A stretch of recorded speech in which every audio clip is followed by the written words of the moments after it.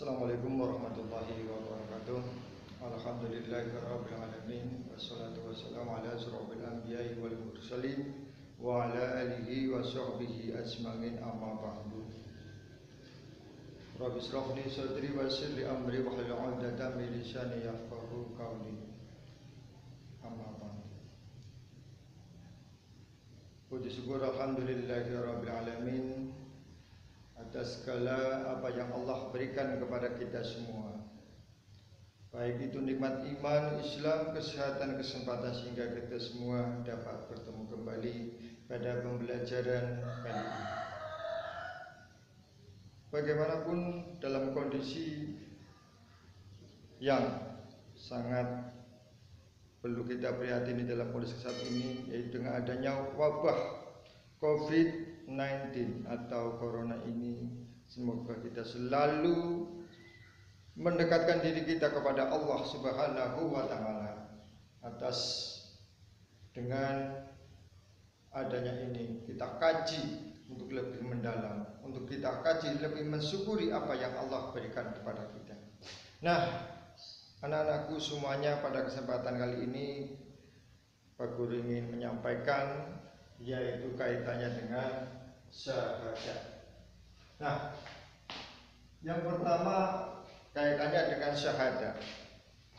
Syahadat ini merupakan rukun Islam yang pertama, di mana orang-orang yang ingin masuk Islam harus memenuhi syarat yang pertama ini, yaitu yang namanya syahadat.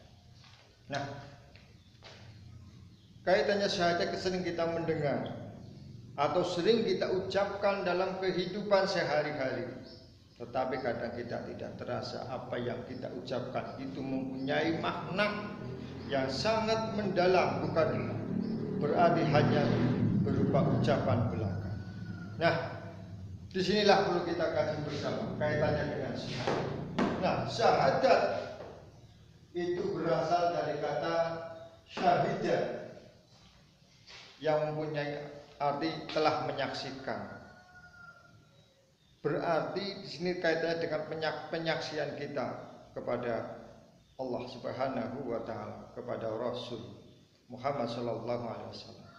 Oleh karena ini, maka syahadat berdasarkan tadi penyaksian maka dibagi menjadi dua, yaitu yang pertama syahadat tauhid, yang kedua adalah syahadat rasul. Nah, syahadat tauhid yaitu kaitannya dengan kita untuk menyaksikan kaitannya dengan keesaan Allah dengan berupa pernyataan asyhadu alla ilaha illallah, yaitu bahwa tiada Tuhan selain Allah. Yaitu maka di sini adalah mentauhidkan atau mengesahkan Allah Subhanahu wa Ta'ala. Kemudian yang kedua kaitannya dengan Rasul, yaitu kita bersaksi bahwa Rasul Muhammad sallallahu alaihi wasallam sebagai Rasul yang mana sebagai utusan Allah, yaitu kaitannya dengan Nabi Muhammad. Disinilah maka Rasul itu mempunyai makna ada dua, yaitu mentauhidkan kepada Allah dan mentauhidkan kepada Rasul. Maka ada dua, syahadat tauhid dan syahadat Rasul. Nah, berdasarkan tadi makna syahadat, maka kandungan syahadat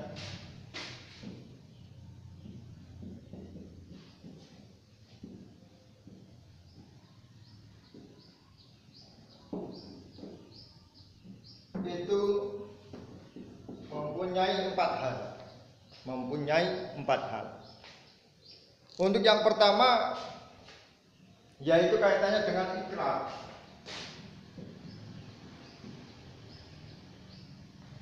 Yang pertama adalah kaitannya dengan ikrar atau ucapan, pernyataan tentang seorang muslim, yaitu untuk mengenai keyakinannya yaitu keyakinannya kepada Allah Subhanahu wa taala ataupun keyakinannya kaitannya dengan kepada seorang rasul.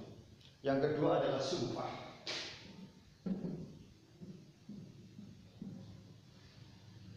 Yang namanya syahadat itu bukan berupa ucapan, tetapi adalah berupa sumpah. Jadi ucapan yang mengandung sumpah, di mana yang namanya seseorang yang telah bersumpah berarti dia sedang menerima, ya, menerima apa akibat dari sumpah yang diberikannya. Karena itu kita harus hati-hati. Ketika kita bersumpah berarti kita harus komitmen terhadap apa yang kita sumpahkan, apa yang kita ucapkan. Karena itu mempunyai sebab dan akibat. Kemudian yang ketiga adalah janji.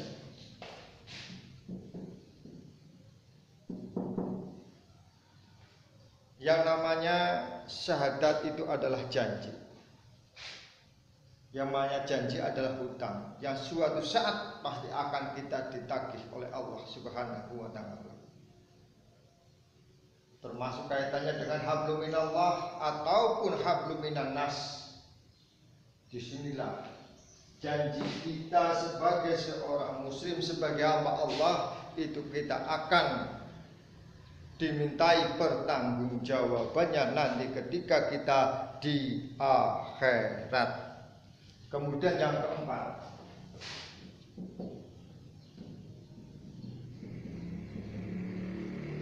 yaitu berupa persaksian. Jadi yang namanya syahadat itu mempunyai kandungan persaksian, yaitu seperti tadi kesaksian kita kepada Allah dan kesaksian kita kepada Nabi Muhammad sebagai Rasul Allah. Berarti dapat kami simpulkan syahadat itu mempunyai 4 kandungan. Ya, 4 kandungan. Yang pertama berupa ikrar, kemudian yang kedua berupa sumpah, kemudian yang ketiga berupa janji, dan yang keempat adalah berupa persaksian. Nah, di antara syahadat ini juga mempunyai syarat. Syarat syahadat itu ada 7.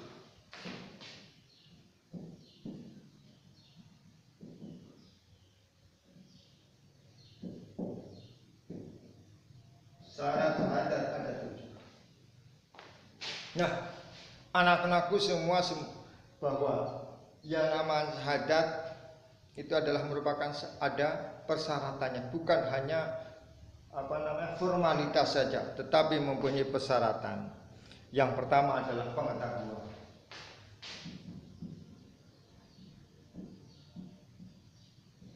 Nah,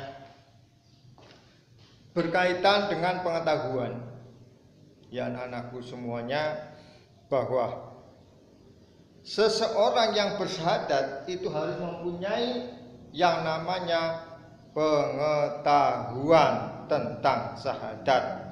Orang yang bersangkutan, ya, wajib memahami isi apa yang dia ucapkan. Yang kedua, yaitu berisi tentang syarat yang kedua adalah keyakinan.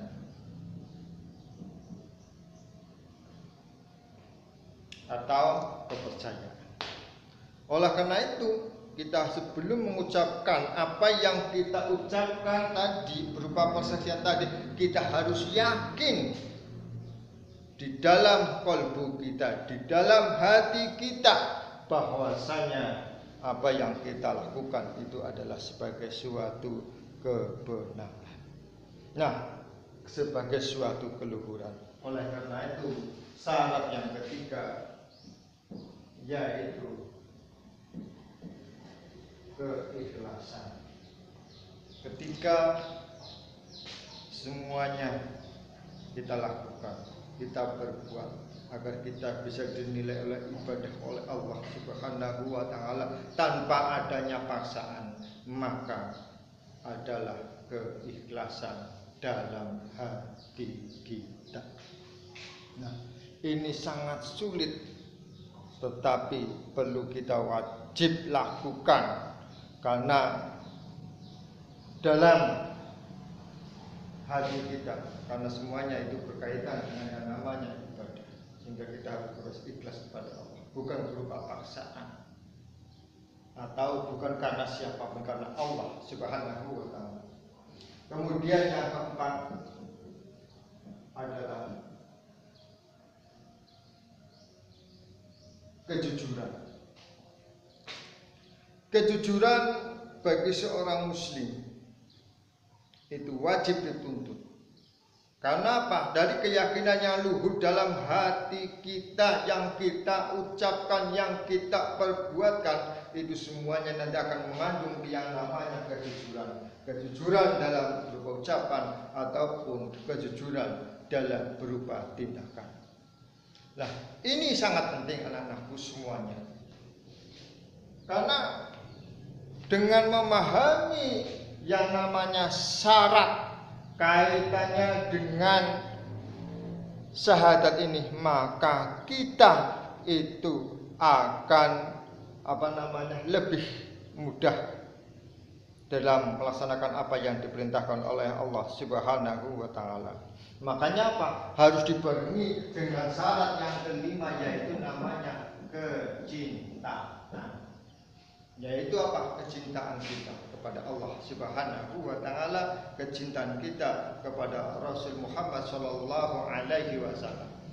Kecintaan itu bukan berupa ucapan, tetapi juga berupa perbuatan, dengan melaksanakan apa yang diperintahkan oleh Allah, apa yang diperintahkan oleh Rasulullah, dan menjauhi dengan apa segala yang dilarang oleh Allah, segala apa yang dilarang oleh Rasulullah sallallahu alaihi wasallam. Oleh karena itu, syarat yang keenam adalah penerimaan.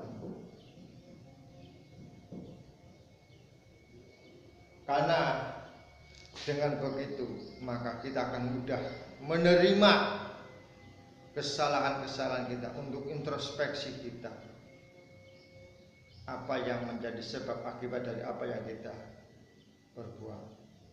Disitulah menerima keikhlasan kita, kejujuran kita. Nah,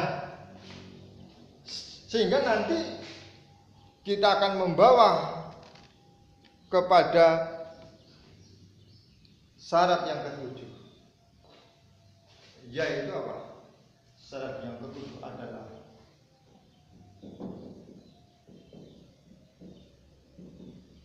ketundukan atau kepatuhan.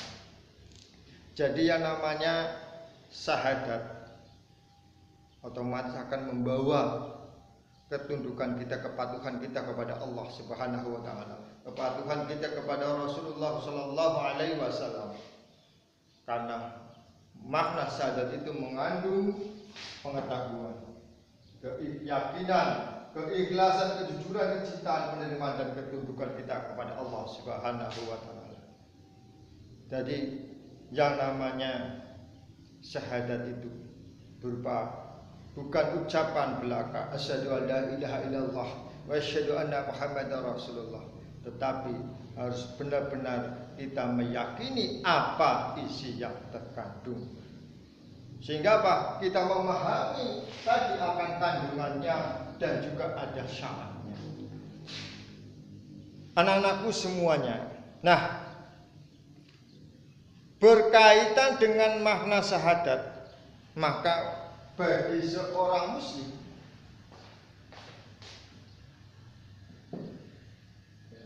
ada sebagai pintu.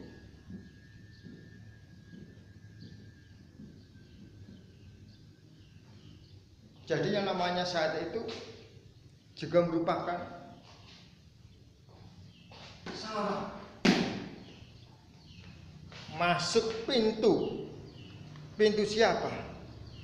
Yaitu pintu surga. Anak-anakku semuanya, makanya syahadat itu diletakkan di nomor awal, bukan nomor 2, tetapi di awal, karena sebagai syarat utama daripada yang namanya rukun Islam. Kemudian yang kedua, di mana syahadat ini mempunyai makna juga sebagai intisari Islam.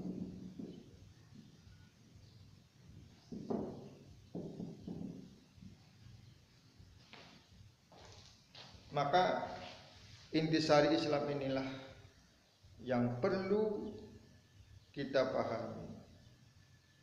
Jadi Islam intinya yaitu kaitannya dengan mentauhidkan Allah dan juga Rasulullah Sallallahu Alaihi Wasallam. Di sinilah maka intisari Islam yaitu apa? Menjalankan apa yang diperintahkan oleh Allah dan oleh Rasul. Wa atiullaha wa ati'ur rasulah. Inilah yang perlu kita. Kenapa? Dengan adanya ini intisari kita mengetahui maka dengan intisari Islam ini akan menjadi makna yang ketiga yaitu sebagai dasar hukum. Karena apa? Kalau kita memahami dengan apa yang kandungan yang diperintahkan oleh Allah, diperintahkan oleh Allah Rasulullah SAW, maka yang namanya syahadat itu mempunyai makna sebagai dasar hukum Islam. Makanya Al-Quran itu apa yang difirmankan oleh Allah, apa yang diperbuat oleh Rasulullah itu sebagai sumber hukum Islam. Oleh karena itu, marilah kita di dalam mengucapkan syahadat harus kita barengi, harus kita kaji dengan yang namanya hakikat.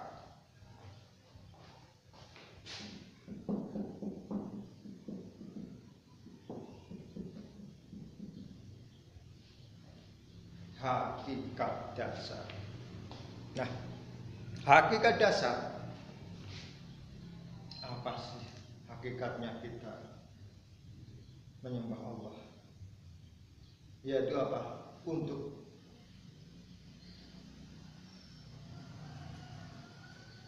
mencapai yang namanya keselamatan. Keselamatan di dunia maupun keselamatan di akhirat. Yang namanya keselamatan itu tidak dijual, tetapi apa? Diminta. Mintanya kepada siapa? Kepada Allah. Di supermarket, di Indomaret, di Alfamart tidak ada yang menjual. Di mall juga tidak ada yang menjual. Hanya kita harus hakikatnya kita pasrah kepada Allah Subhanahu wa taala, meminta kepada Allah Subhanahu wa taala. Karena dengan kita meminta kepada Allah, nanti ketika di akhirat maka kita akan mendapatkan keringanan-keringanan dan ampunan dari Allah Subhanahu wa taala. Seperti pada bulan puasa ini. Maka di bulan puasa ini kita untuk sering-sering membaca istighfar. Mohon ampun kepada Allah Subhanahu wa taala agar kita kelak nanti di akhirat dapat menjadi manusia penghuni daripada surga bukan neraka.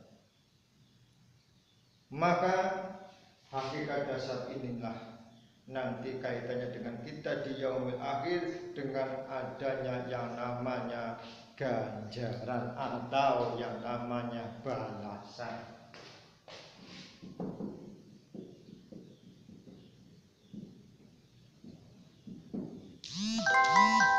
Nah, balasan bagi orang-orang yang telah melaksanakan apa yang menjadi persaksiannya kepada Allah, kepada Rasulullah, maka dia akan diberi pahala berupa surga. Tetapi bagi orang yang telah mengingkari, yang telah mencerca apa yang telah dia ucapkan, maka pahala yang telah di neraka. Na'udzubillahi min dzalik.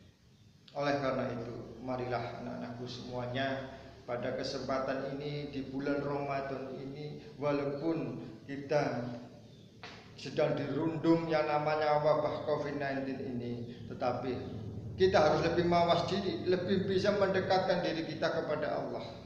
Apalagi sekarang pada bulan Ramadan ini, bulan yang penuh dengan maghfirah ini, marilah kita lakukan dengan sepenuh hati. Semoga kita selalu mendapat ampunan dari Allah atas segala salah dan khilaf ini, dan semoga kita juga mendapat petunjuk dari Allah, dimudahkan segala rezeki, dimudahkan kesehatan, dan kemudian dihilangkan atau dijauhkan dari segala yang namanya mara bahaya, segala penyakit. Allahumma amin amin ya rabbal alamin. Terima kasih kepada anakku semuanya atas segala salah khilaf kami mohon maaf yang seikhlas-ikhlasnya. Terima kasih. Wallahu muwaffiq ila aqwamit thoriq. Wassalamualaikum warahmatullahi wabarakatuh.